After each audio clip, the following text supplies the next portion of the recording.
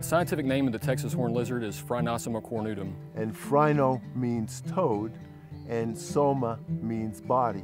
Horny toad is probably the most common name. Frog, the horned frog. Here at TCU, they're called horned frogs. And it's probably the only place they're called horned frogs. Horny toad, horned lizard, horned frog. It's all basically, we're talking about the same thing. The one I hear the most is horny toad. I've gone around and talked to a lot of people and asked them about horned lizards, and they look at me a little funny, and then I say horny toads, and their faces light up and they know what I'm talking about. Always to me, it's going to be horny toad. All the names are interchangeable, but his correct name is horned lizard. Whatever name you choose to call it, one thing's for certain. It's a critter unlike any other.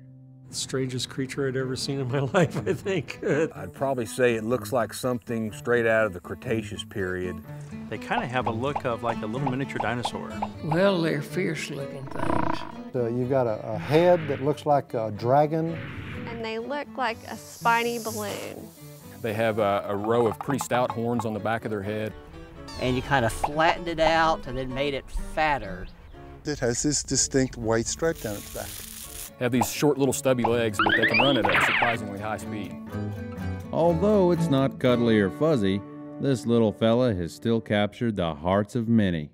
A frog's a frog, a toad's a toad, but the Texas horned lizard was in a lot of ways unique. A lot of people just have these wonderful childhood memories of horned lizards. And boy, were they fascinating creatures. I had a shoebox in my closet when I was a kid, so it's either going to have a horned toad or a lizard or a frog, or it's going to have something in it all the time. And I remember being in a meeting one time and a gentleman got up and said, well, when I was a boy, we all had ice cream cones and horny toads. And I think every kid today should have ice cream and horny toads. And we need to bring the horny toads back.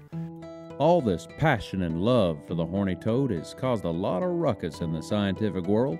Biologists have been conducting a whole lot of research on these fascinating little critters, from dietary to genetic and behavioral to environmental.